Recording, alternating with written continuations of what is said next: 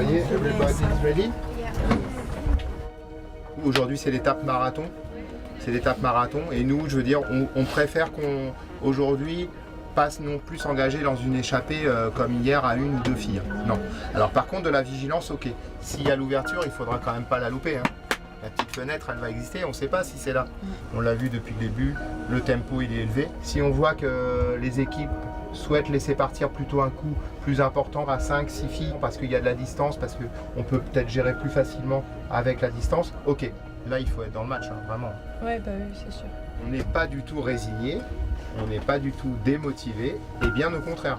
Mais il faut être patient. C'est une course qui est quand même longue, il y a 8 jours, ça fait que 3 jours, mais l'ouverture, elle va arriver. Allez les filles, surtout, on garde le cap.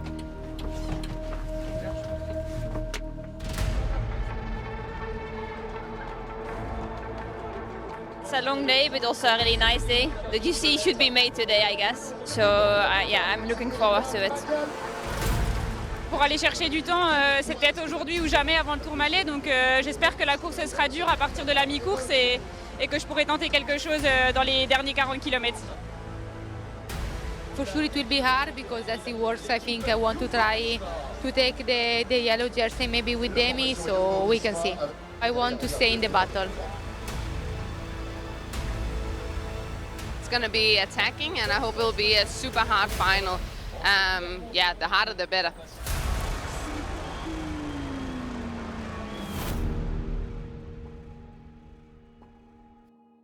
The yellow jersey kicks on. Lotte Kopecky puts in another furious attack at the front.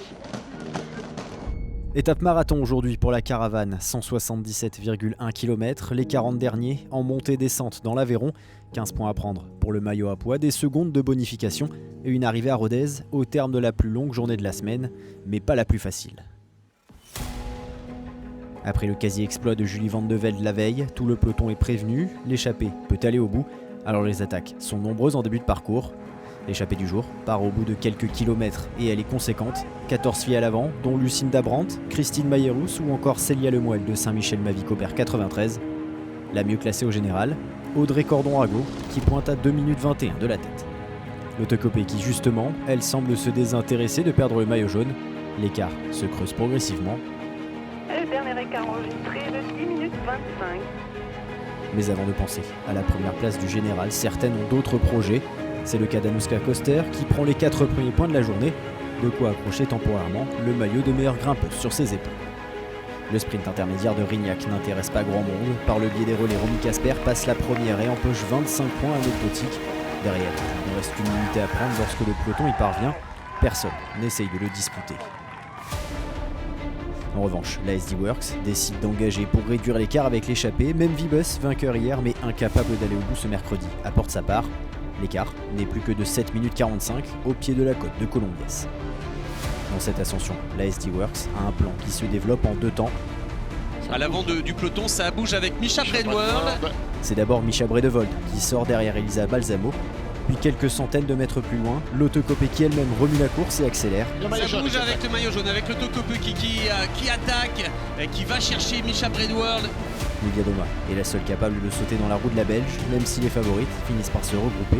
Premier avertissement sans frais pour les adversaires de la SD Works. Ces accélérations réduisent encore drastiquement l'écart au sommet de Colombiès. Le peloton n'est plus qu'à 4 minutes. La victoire ne se jouera peut-être pas à l'avant. Quant au maillot jaune, il paraît désormais bien loin pour Audrey Cordon-Rago, mais la Française se donne toutes les chances. Au sprint de bonification de l'Imérac, elle prend les 6 secondes et ne se relève pas. Yara Castellane, sa plus proche rivale au classement, est la seule à la suivre. Dans la côte de Moirazès, à 19 km de l'arrivée, la néerlandaise finit par lâcher la tricolore et s'isole en tête.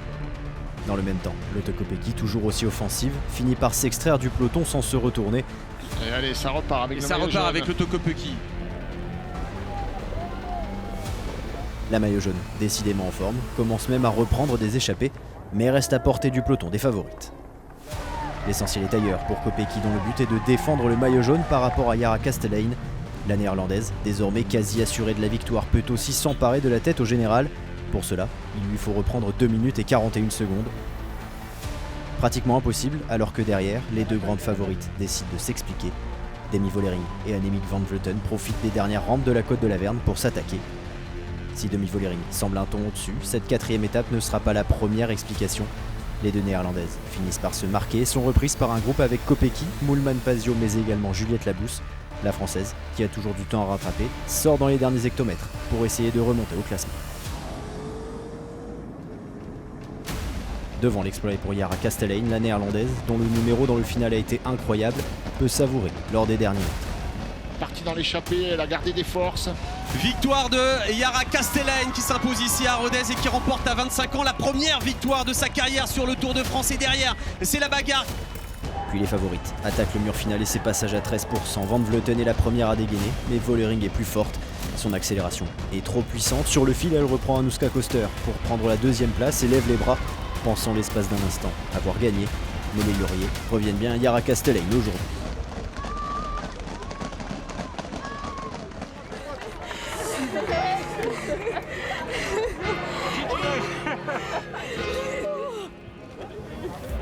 Le plus important est ailleurs pour Demi Vollering qui reprend 2 secondes sur Annemiek van Vleuten en plus des 6 secondes de bonification qu'elle récupère grâce à sa 2e place. Longo Borghini, Nivia Doma ou Moolman-Pasio ont réussi à résister et terminent dans la même seconde que la championne du monde. Au classement général, la SD Works règne un peu plus sur ce Tour de France femmes avec Zwift. Lotto Kopecky est toujours en jaune devant Demi Vollering qui revient à 43 secondes. La favorite compte désormais 8 secondes d'avance sur sa rivale Van Vleuten. A noter la grosse chute de Liane Lippert qui tombe de la 2e à la 8e place. Derrière Yara Kastelijn, récompensée de son numéro. Demi is in very good form and it's good that she can take some bonies now on Annemiek. So yeah, I think for our team SD Works, this was again a very good day. Le maillot vert est également consolidé par Kopecky. Avec 3 points engrangés sur la journée, elle compte désormais 28 unités d'avance sur Lorena Wiebes. Ashley Moolman-Pasio revient elle sur la 2e place alors que Marianne Vos est déjà lâchée dans cette lutte. 4 jours et 4 meilleures grimpeuses dans cette grande boucle. Anouska Koster tournée autour, elle s'empare désormais du maillot à poids.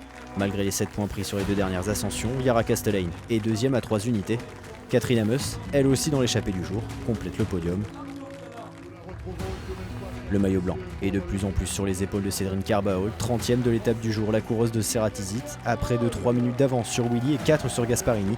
Derrière, les écarts sont déjà conséquents. Et à l'image de sa coéquipière Julie Van de Velde d'hier, Yara Kastelijn est montée une nouvelle fois sur le podium avec le prix de la combativité. Demain, la 2e partie de l'épreuve débute avec une journée moins accidentée qu'aujourd'hui, mais la fatigue s'accumule et les Pyrénées continuent de se rapprocher.